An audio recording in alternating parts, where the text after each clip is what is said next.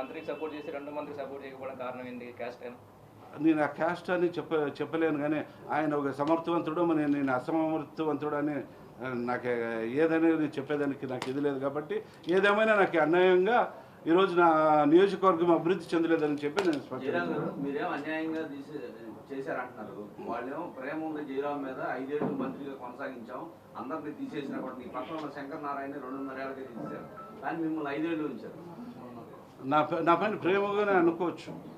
ప్రేమ అనురాగాలు అన్నీ కూడా ఉన్నా కూడా అయినా ఏదేమైనా కూడా ఆ ప్రేమ ఎందుకంటే నేను ఒక కరడుగట్టిన తీవ్రవాదిలాగా పనిచేసిన పార్టీకి ఎక్కడున్నా కూడా నేను కరడుగట్టిన తీవ్రవాదిగానే పనిచేసినాను కూడా. కాబట్టి అన్ని విధాలుగా నాకు అనుభవించాను.